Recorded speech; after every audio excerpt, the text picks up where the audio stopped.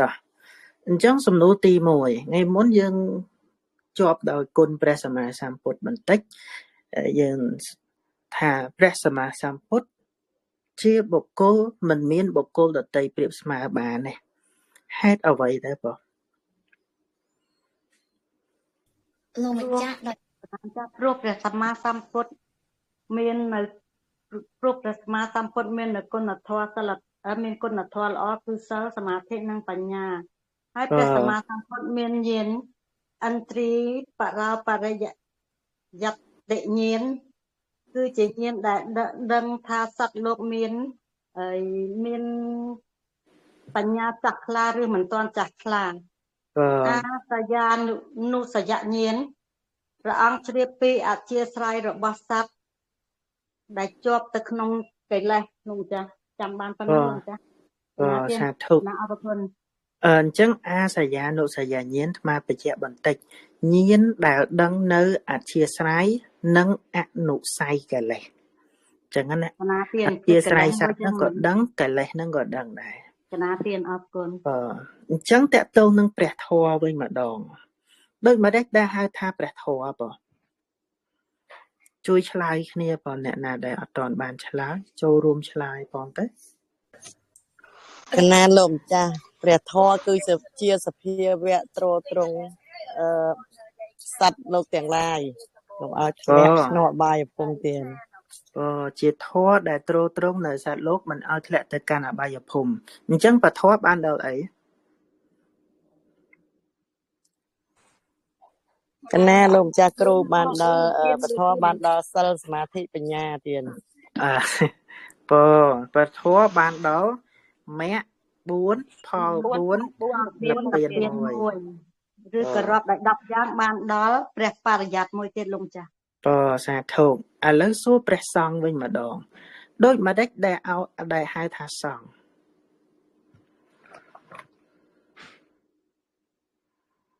សង្ឃគឺអ្នកដែលអាចកំចាត់កិលេសបានដោយល្អ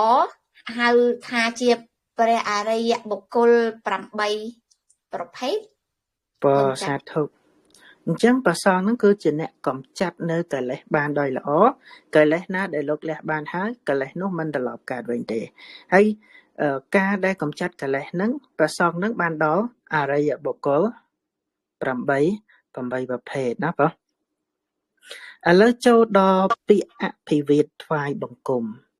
ថ្វាយបង្គំមានន័យថាម៉េចបងពាក្យថាអភិវាទក្រាបថ្វាយបង្គំហ្នឹង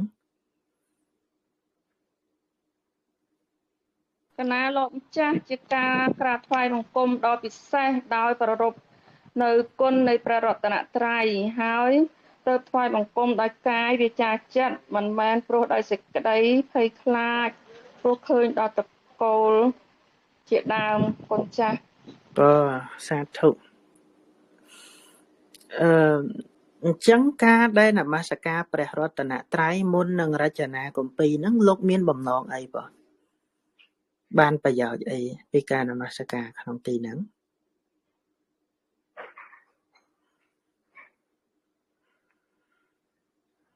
ចឹងកដាសូមឱកាសទៀតហើយលោកម្ចាស់បានបច្ចុប្បន្នដល់ការពារការអន្តរាយនៅពេលរចនាគម្ពីរលោកម្ចាស់ហ្នឹងហើយក្នុងការរចនាគម្ពីរអាចមានអន្តរាយដោយជំងឺឈឺថ្កាត់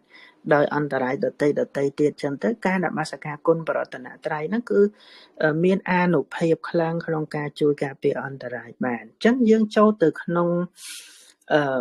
មេរៀនថ្ងៃនេះតែម្ដងថ្ងៃនេះគឺផ្ដើមអំពីបរមត្ថធម៌4យ៉ាងហ្នឹងតែម្ដង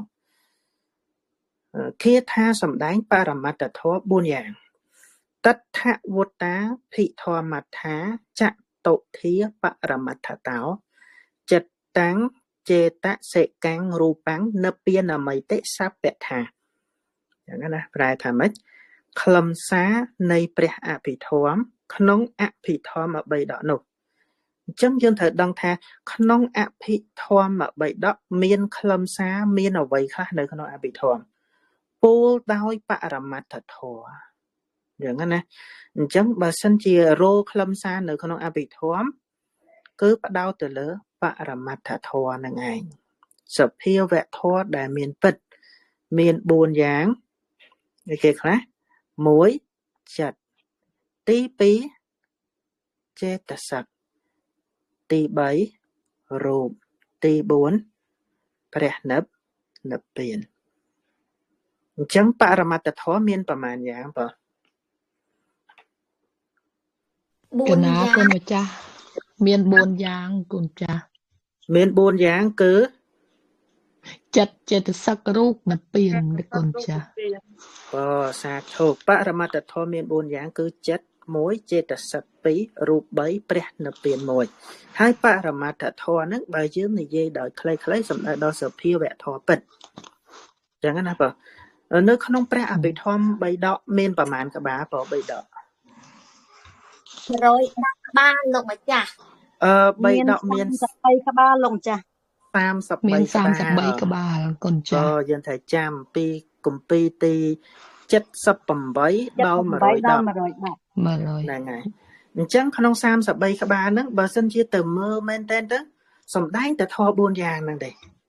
វាអាចមានដតីបន្ថែមទៀតតែចំណុចសំខាន់ហ្នឹងគឺចិត្តចេតសិករូបនិងព្រះនិព្វានហ្នឹងឯងគឺជាខ្លឹមសារនៃព្រះអភិធម្មហើយយើងចេះចិត្តចេតសិករូបនិព្វានទៅរៀនអភិធម្មងាយស្រួលហើយបងចឹងថ្ងៃនេះយើងទៅផ្ដើមនៅក្នុងបរមត្តធម៌បរមត្តធម៌បើនិយាយដល់ងាយៗសំដៅដល់សភាវៈធម៌ពិតអញ្ចឹងបើសិនជាសេចក្តីអធិប្បាយវិញបរមត្តធម៌មានន័យថាដូចម្ដេចខ្លះទៅពន្យល់ពាក្យបរមត្តធម៌ទាំងអស់គ្នាបរមត្តធម៌បរមោលោកជិះកណាផង មិនវិញខ្ញុំ